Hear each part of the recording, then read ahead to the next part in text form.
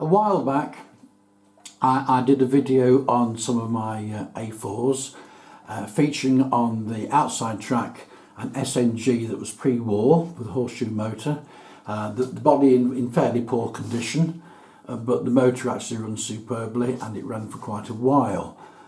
In the next track was a wartime black Peregrine, again with a horseshoe motor.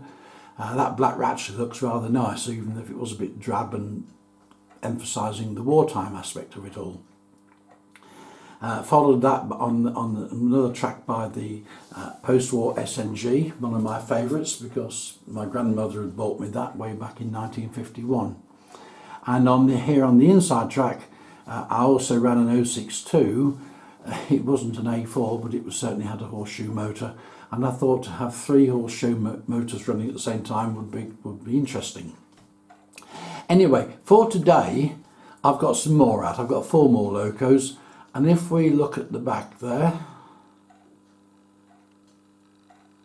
it comes. The first one is the blue one in Garter blue. It is a post-war SNG.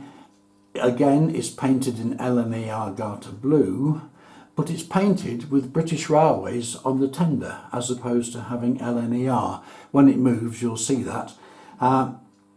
What happened after the war, LNER quickly got rid of the wartime black, or as quickly as possible, and went back to their pre-war colours, Garter blue. In January 1948, when the railway companies were nationalised, they couldn't use LNER, they wanted British Railways on the tender, so someone went along, painted out LNER and put British Railways on the side in full. Mallard was also done the same. In fact, lots of locos were, particularly on the Midland region, and I think they look quite smart. Then coming down a bit further to this purple one in blue, it's called Quercus. Now this loco is Nina's loco. She is very passionate about oak trees, and she's also passionate in wanting to have a loco of her own on the track.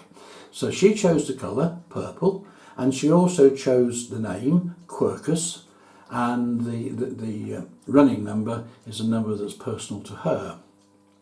Now, it's not dead accurate for the experimental blue purple that BR used, but it's a pretty close representation, and I think it looks rather smart. I run it a lot, and I thought it'd be a good one to include today.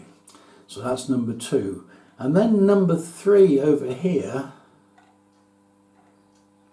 is Lord Farringdon. Lord Farringdon was renamed immediately at the end of the war, probably by BR, it's 1948, and it might be worthwhile you having a look in the lists and finding out what name it was prior to being called Lord Farringdon.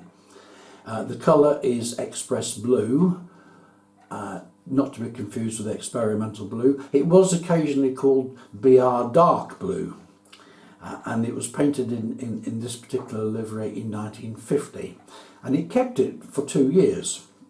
It was then converted to BR Green, but it looks nice, and it looks particularly nice with blood and custard Cresley coaches on the back. It'll be running in a moment. And then if we look over this side here,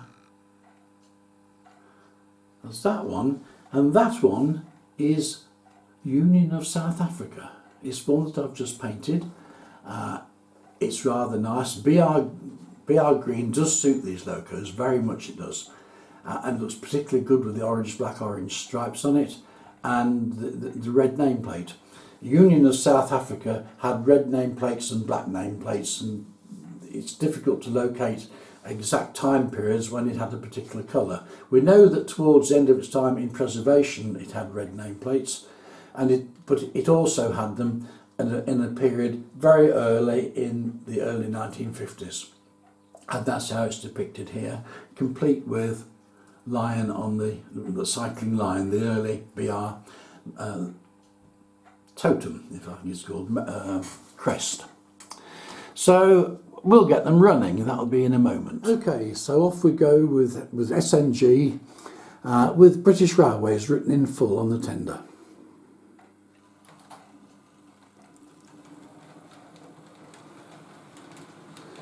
I think she looks nice with the Pullman coaches on tow.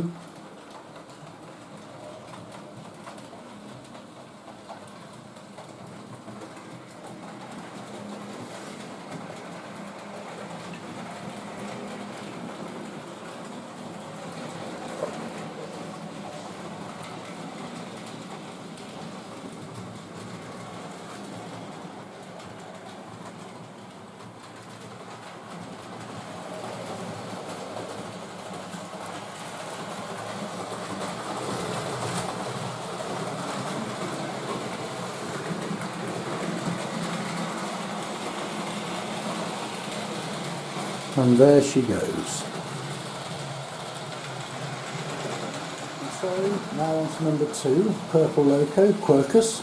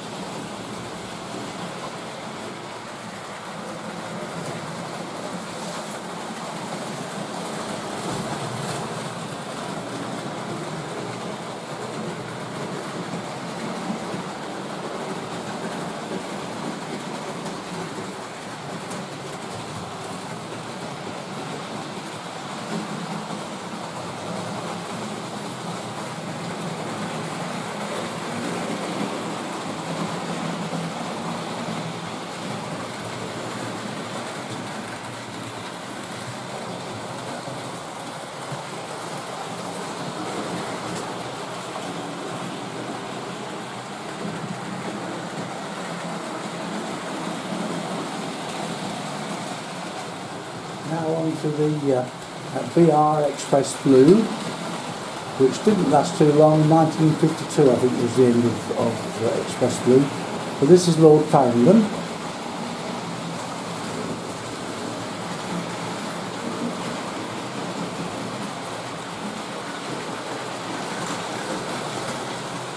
Little jerk there, I don't know what happened.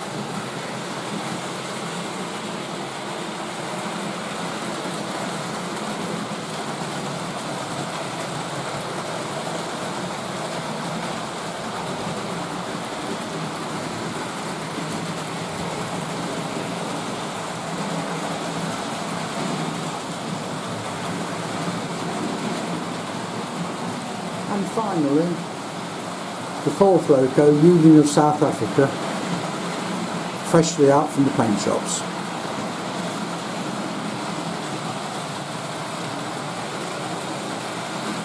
She's on light duties at the moment, taking a load of empty vent vans and fish wagons back to Grimsby, I would imagine. But she's on light duties while she runs in.